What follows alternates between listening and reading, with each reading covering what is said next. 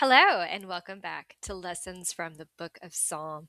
I am so glad that you are here joining me for this last lesson of this series, The Path, the Person, and the Product of a Christian Life. Now, as I said before, we are going to be wrapping up this lesson and using one psalm, Psalm 46, to do that. Now, before we dive into the text today, I want us to think for a moment. Have you ever had a moment in your life where everything just felt like it was falling apart all at one time? Maybe you had a health scare, car trouble, trouble in your family, anxiety about something that was going on with your children, or just living in a world that felt unstable. Today, as we look at this psalm, we're going to look at how to stand firm when everything around us seems like it's unstable. Now, in our psalm today, there is some imagery that I do want you to make note of before we dive into it. And this imagery states things like the ground beneath you begins to shake, mountains crumble into the sea, waters roar and foam. So, what happens here as we begin this, I want you to notice that this psalm does not start with an image of calm. It starts with what feels like chaos.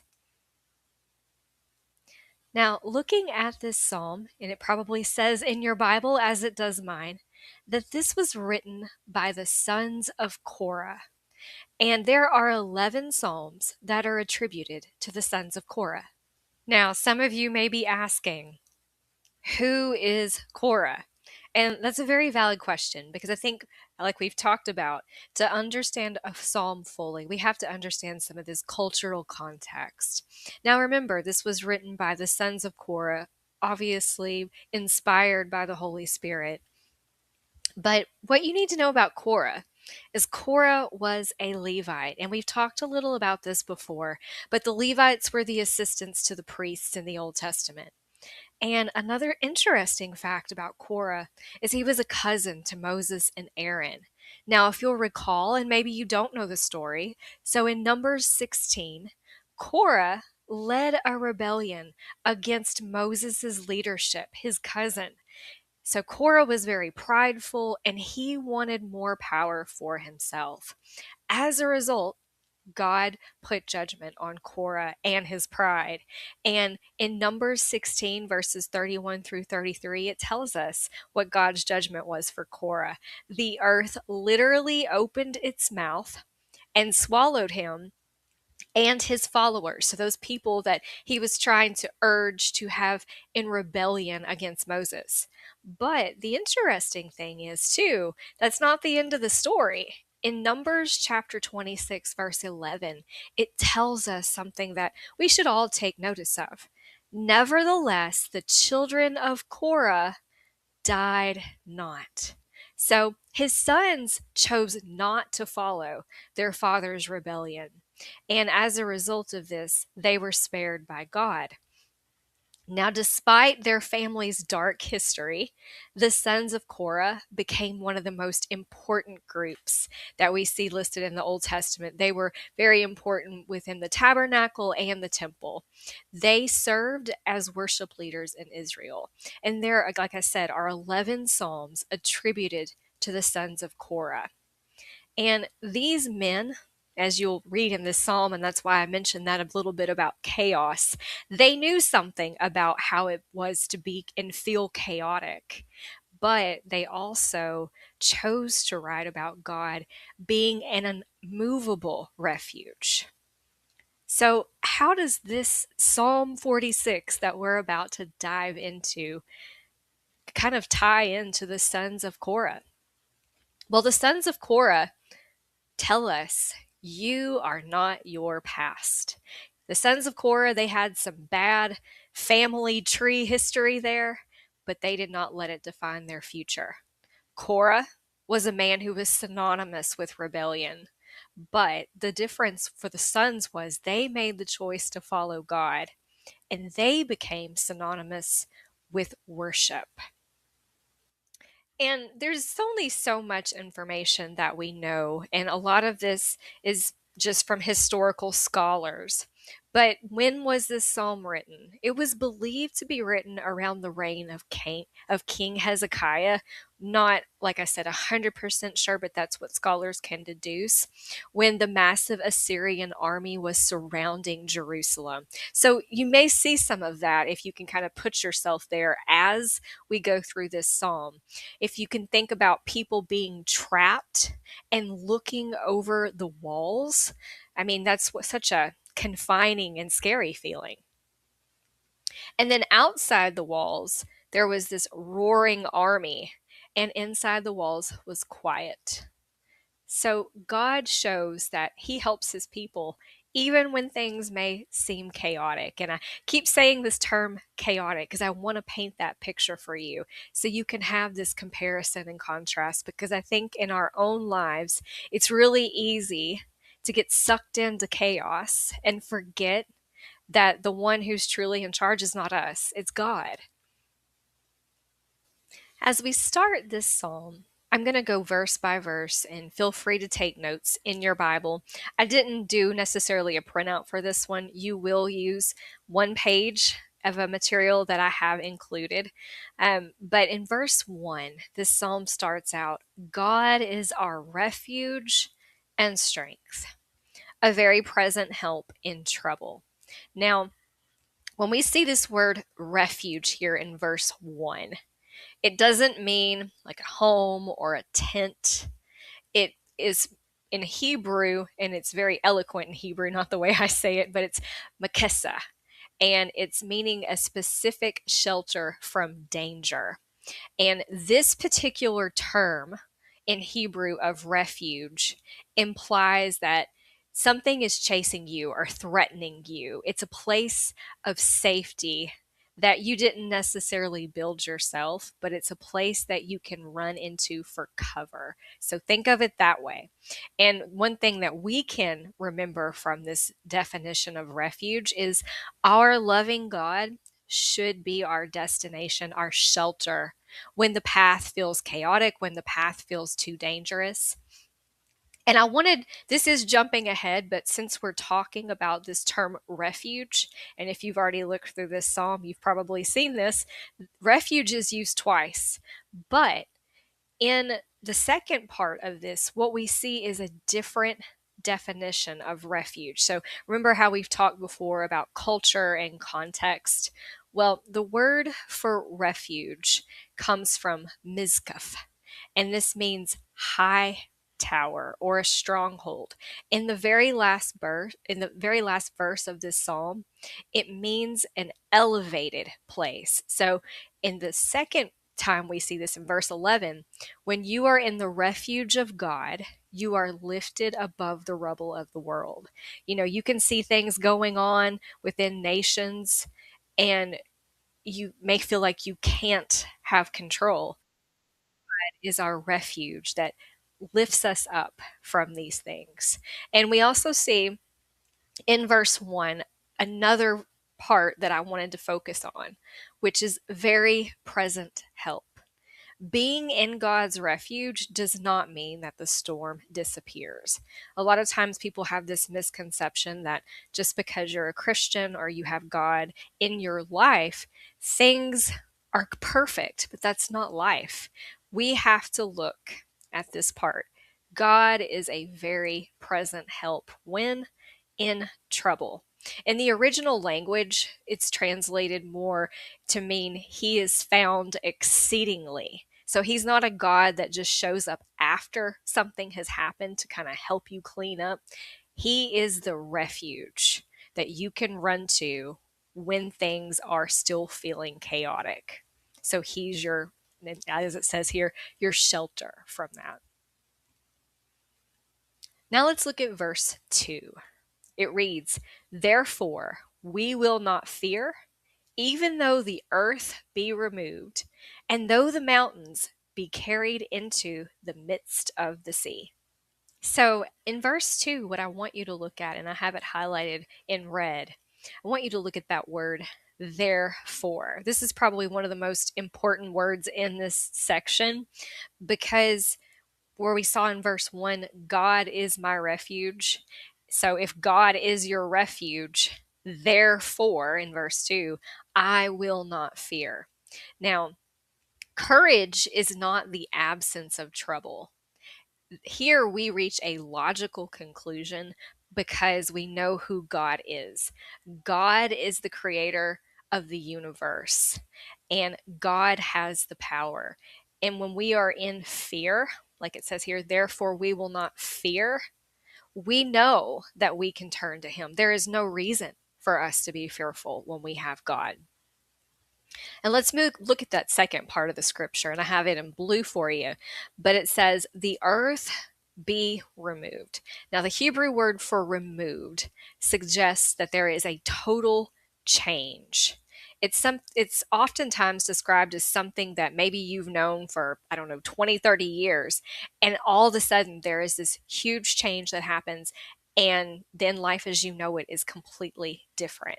The words here are showing that sometimes the most terrifying images, and this is what would have happened during ancient times, this earth be removed is kind of this worst case scenario, because the earth being removed shows a loss of stability. So the ground is literally being pulled out from under your feet. And then we see there where it says, the mountains be carried into the midst of the sea. Now, mountains, they're considered one of the most permanent, unmovable things on earth.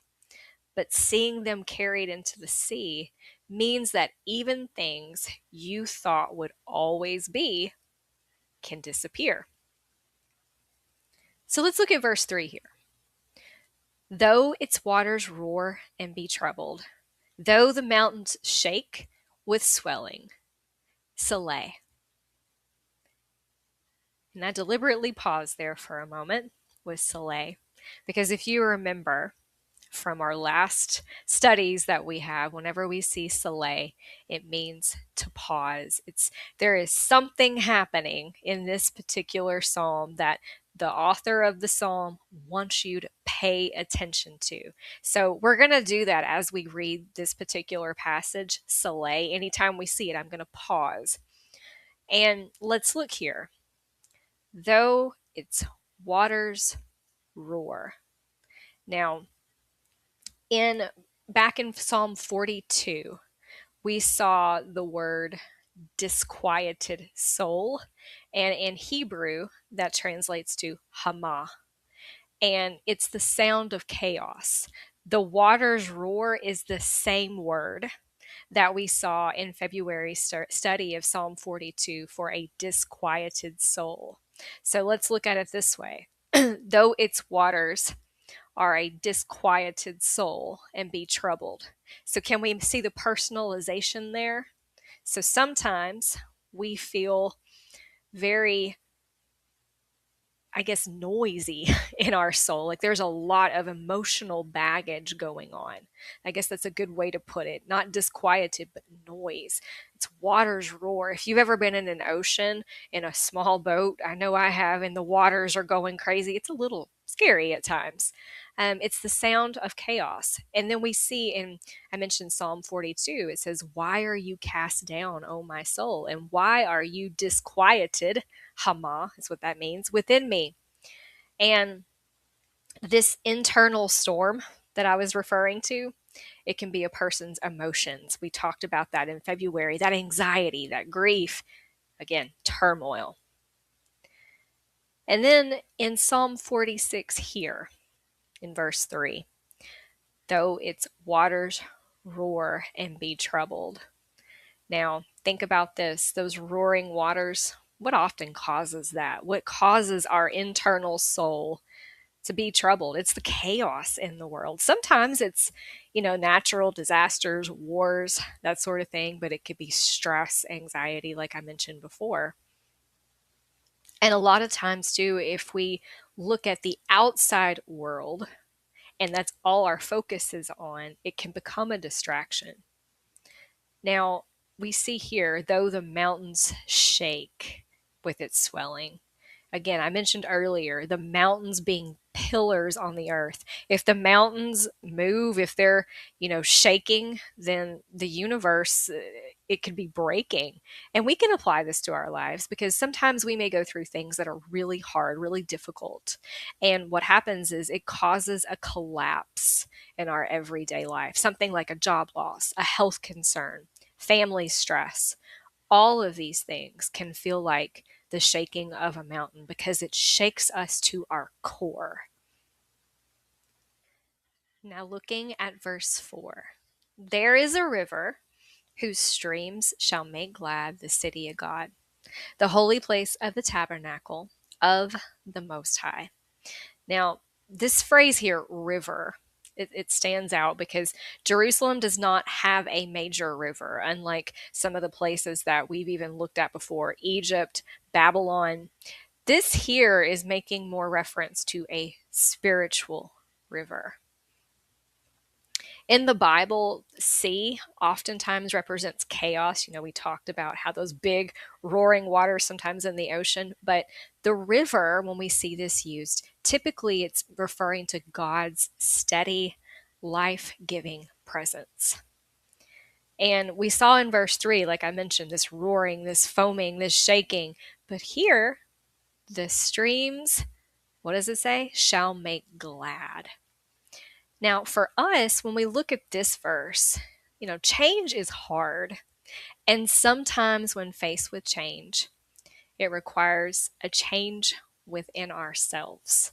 Sometimes when we try to find, you know, a new thing to do so that we don't have to focus on the change within ourselves that is needed, all it does is become a new distraction, which is not a healthy thing. So the lesson here with this particular verse is God should be our stability.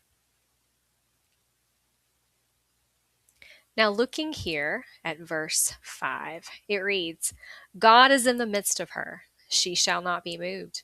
God shall help her just at the break of dawn. God is in the midst of her. I have that in red.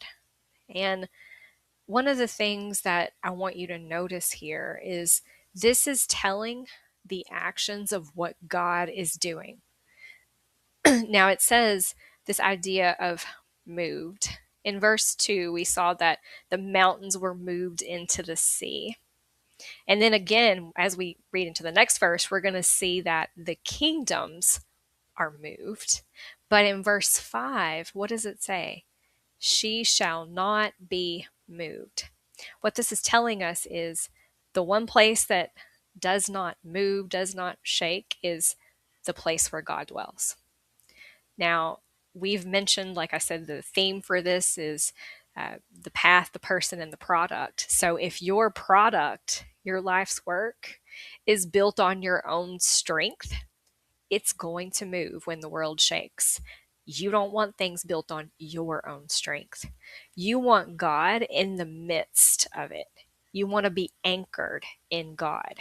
So that's what this is talking about here. And it's really got beautiful language about also God's timing. In the ancient world, here we see God shall help her. And I say this about the ancient world because I want you to pay attention to the timing here. Just at the break of dawn. So in the ancient world, many battles were won or lost in the dark of night. And the break of dawn often was a moment of rescue.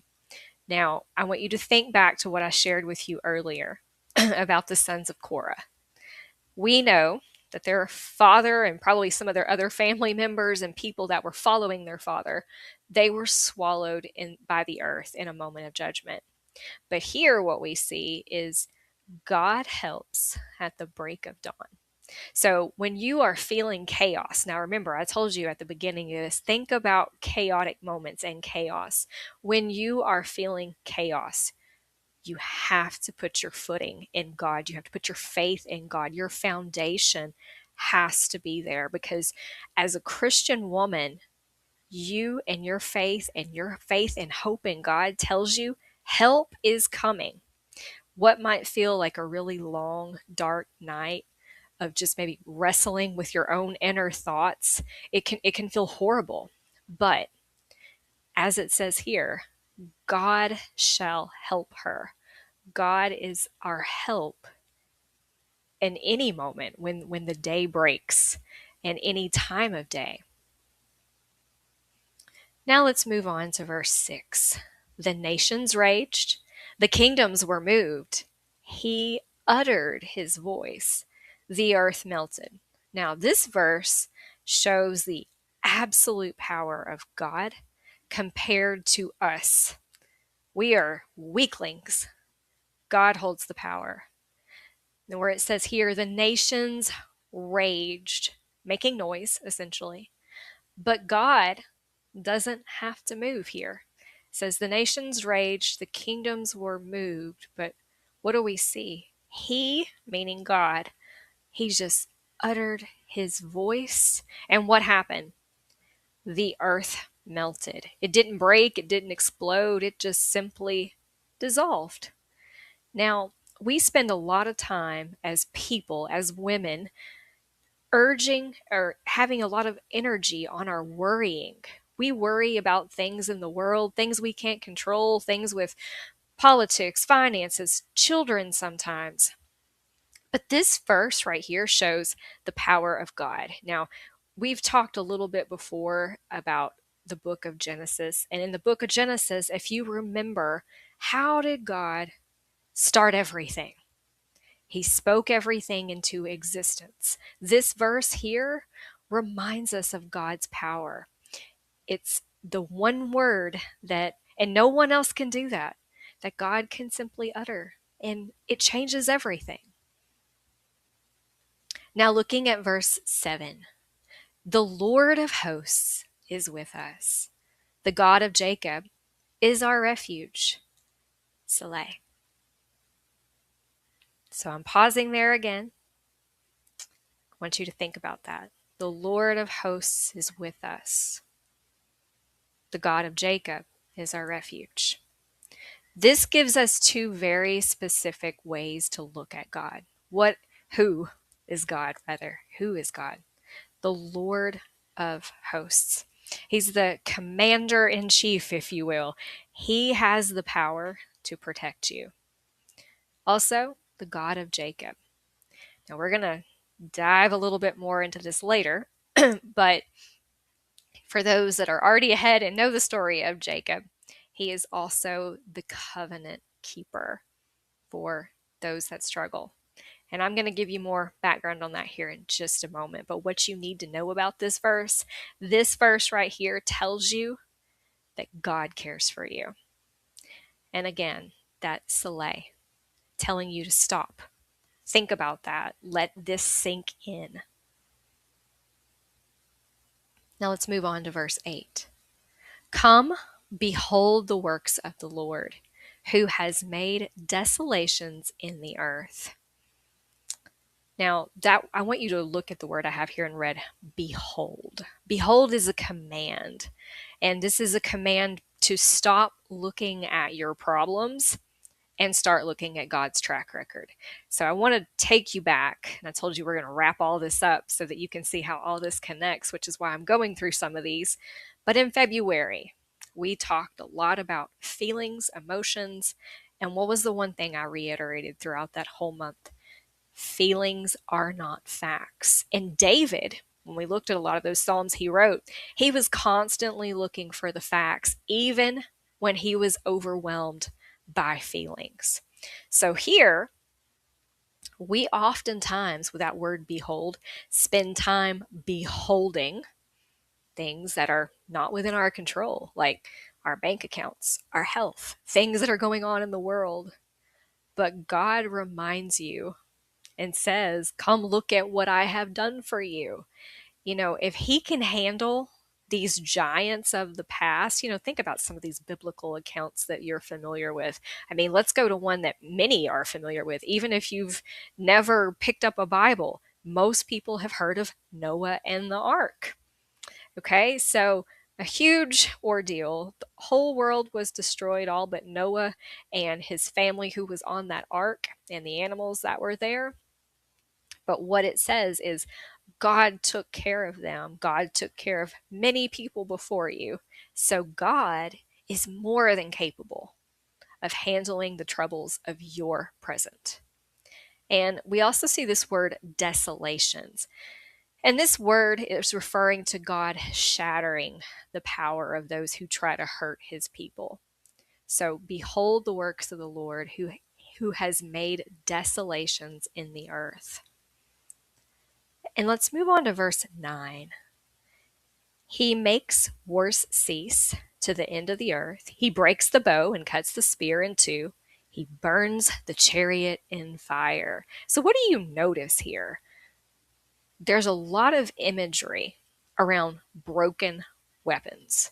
So, what you see is God doesn't have to just ask nations to stop fighting, He destroys their ability to be able to hurt anyone. He breaks the bow, he cuts the spear, and he burns the chariot.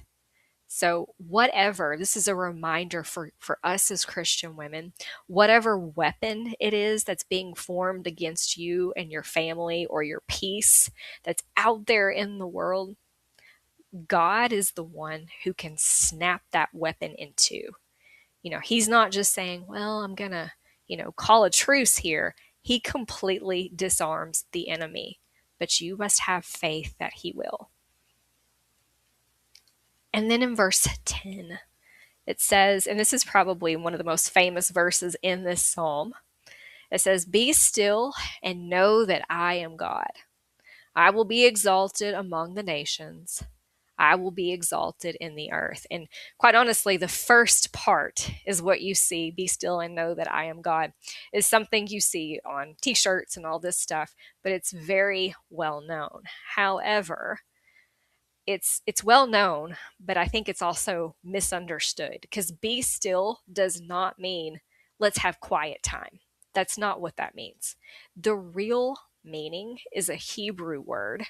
It's rapha, and it means to slacken your hands, literally to let go. And it's the image of this soldier, like if I'm giving you some imagery here, dropping their sword because they realize that God has already won the battle. There is no point in going anymore. God's got it. So for us, the only thing you have to know is who is truly in charge of your life. And you have to be able to let go. So stop white knuckling it, as people often do. Let go of having, you've ever heard the term control freak? Let go of it because it's useless.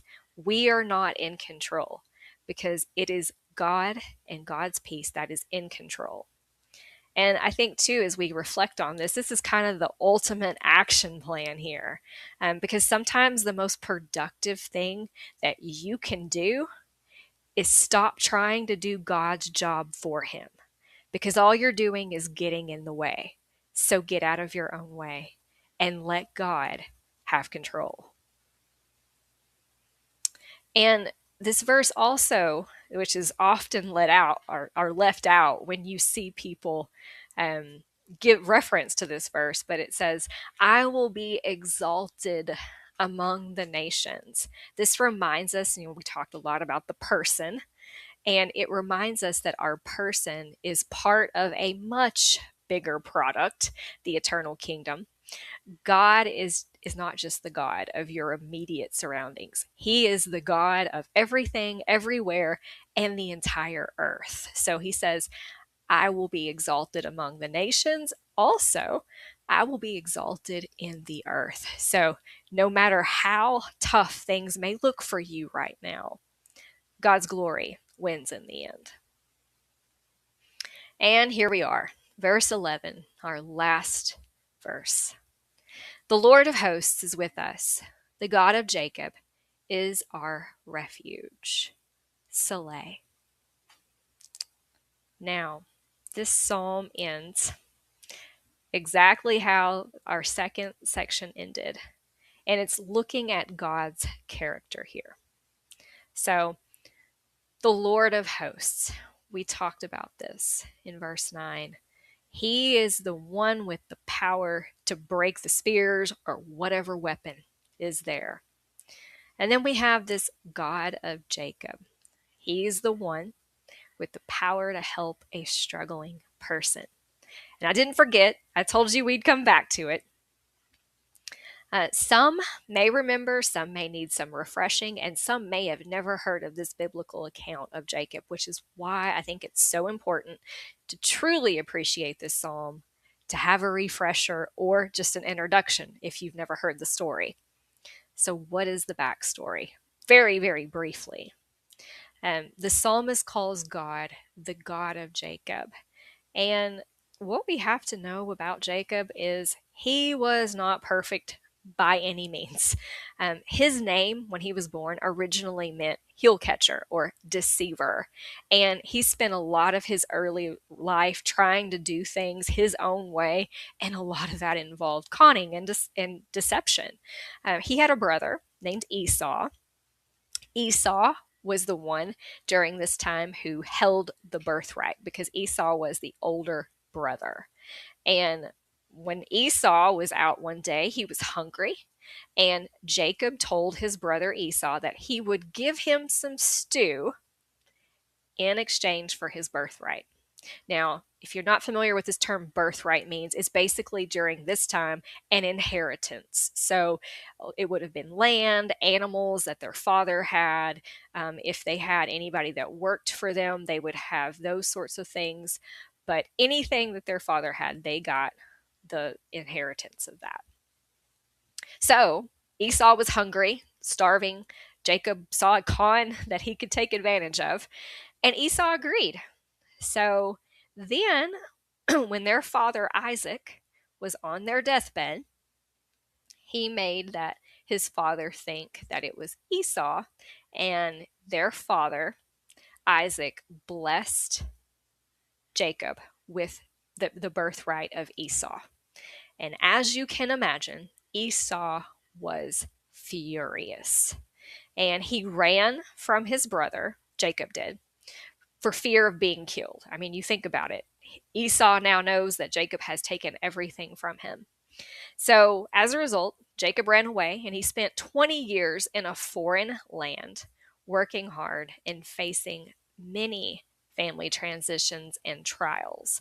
And if you want to know more about this particular account, you can find it in Genesis 27. You can find where he's running away in Genesis 29 through 31. Then, as we move further into Genesis, in Genesis chapter 32, specifically in verses 24 through 32, we see where Jacob has gone through all these difficulties. And Jacob actually wrestles with God all night long. And he would not go until he received a blessing. And in that time, God changed his name to Israel. And also, as a result of wrestling with God, he walked with a limp for the rest of his life as a reminder of his dependence on God. So, even after all of this, so Jacob had all these flaws, a tendency not to trust things. He kind of conned his way, as you can tell, through many things. But Genesis 28, when you go back there, in verse 15, God promises him. And remember, God does not break his promises. He says, I am with you and will keep you wherever you go. I will not leave you. So this is important to know because when this verse in verse 11, and that's why I told you that summary but kind of long backstory, the God of Jacob is our refuge. Because as Christian women, and when we study this particular passage, we should remember that God does not expect perfect people. God is for the flawed person, because a person that says they are perfect is a liar, because God knows that we're human and we're going to have moments where we sin, and it could be people a lot of times try to put sin on a pedestal, but it's all the same. But the thing is, we all have flaws, and God knows this. So if God were only for the perfect, we would all be in trouble. So God is here when we say God, the God of Jacob is our refuge. He's the refuge for the person that has made mistakes. He better be your refuge for the person that has made mistakes, because there's nobody else that can give you hope. Also, the second thing that I want us to look at here, the God of Jacob is our refuge, is God helps us in times of transition. Jacob, if you go back to Genesis, like I said, and you really want to immerse yourself in that account, it's a beautiful account. That's one of my probably favorite parts of the Genesis chapter, or the Genesis book, is the whole story of Jacob, because he spends a lot of his life in transition. He's going from place to place. He's faced with uncertainty, and that's why I like this portion of it, because as people, I think this really helps us understand, because nothing in life is constant. It is always changing, and sometimes we can be faced with uncertainty. And if you're one of those people that's in a phase of change or transition or uncertainty right now, know that God is your refuge. And then the third piece that I want us to take away from this part is God is faithful to his word. You know, even when Jacob was not faithful, because trust me, there were plenty of times he messed up, God was, though. And the product of Jacob's life, which is another piece to that account, it was not Jacob's effort by any means. It was God's covenant and God's promise that kept him safe. Now, I think too, as we look at verse 46, summing everything up here, this is a really, I think, just a beautiful way to conclude the quarter with Psalm 46, because it takes everything that you've learned about the path, the person, and the product, and it proves that God is at the center of all of it. Even if your world collapses, God is still there. And it takes everything you've learned about the path, or I hope that you've learned about the path, the person, and the product. And it helps us also be able to appreciate these things. So I want to take you through this, because this is everything we've talked about this quarter. January, the path. We talked about finding direction in life. So here, if I just had to summarize this, the one thing I want you to take away from that study is God's direction leads us to a place of stability. February, we talked about the person, addressing emotion. God is the refuge for our internal storms. And then March, we talked about the product. Your legacy of faith, our life's work, it must be built on what is eternal.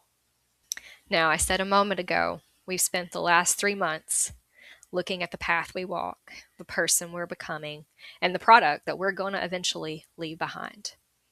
And Psalm 46 tells us the only way to successfully finish the path, transform the person, and produce a legacy is to let go. When we stop trying to be in charge and let go, we can finally realize who is really in control. And it's not you, it's God. And I know typically I end our class with questions, but today we're going to do a little something different. There is a section, and I'm going to have it attached here, to help you develop an action plan for further growth and study. Now, when you see this document, it's kind of blank. This is just an example, but these are some questions that I do want you to carefully evaluate. If you want to take your action plan in a completely different format, feel free to do so. That's why it's kind of abstract and blank, so you can do that. But I do want you to take a look at some of these questions so that you can give yourself a bit of an evaluation here. So we talked about the path. Evaluating my direction is the first one. When you look at how you spent your time this month, does it show that your relationship with God is first, or are other things taking priority of your time? And then the second question that I want to ask is, are you building your life on things that last, or on things that can be taken away in an instant? Okay, and also with the person, examining my heart. When you feel overwhelmed or stressed, do you turn to God in prayer for help finding peace, or do you try to numb the feeling with distractions? The second question for this one is, can you sit in silence for a few minutes and just be with God, or does your mind immediately start racing with to-do lists and worries? And you may have already noticed this. I just wanted to make note of this. With each question, I also referenced a psalm that we studied this quarter to try to help you if you need to go back and look at it.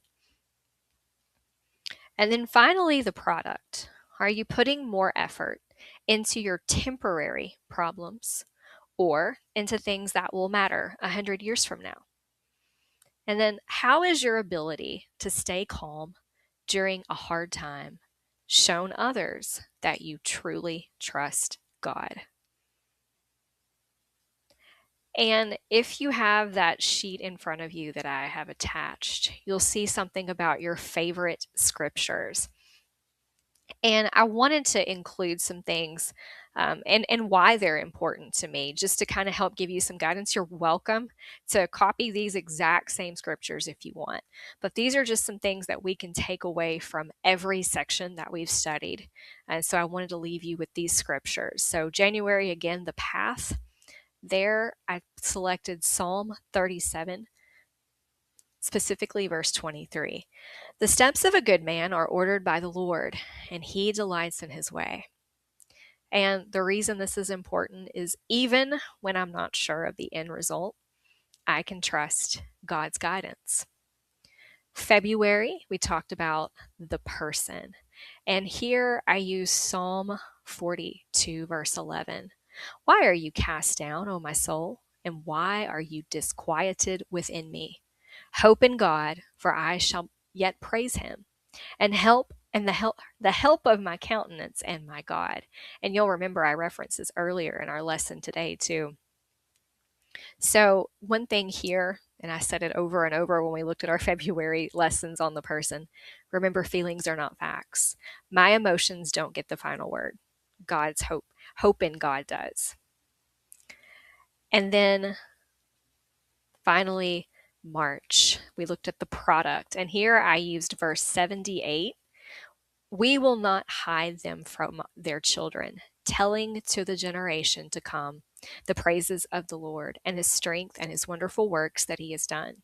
So here's a lesson, and what makes this verse applicable is my life is not about what I have done. It's about making sure that the next generation knows how great God is and getting that next generation to heaven. So, looking ahead, like I said, this is the last lesson of this series of lessons. This is lesson 13. But I do hope to have more lessons in the future. I'm not exactly sure when those will be, but go ahead and look out for those. And in the meantime, I hope you have a wonderful rest of your week and take care.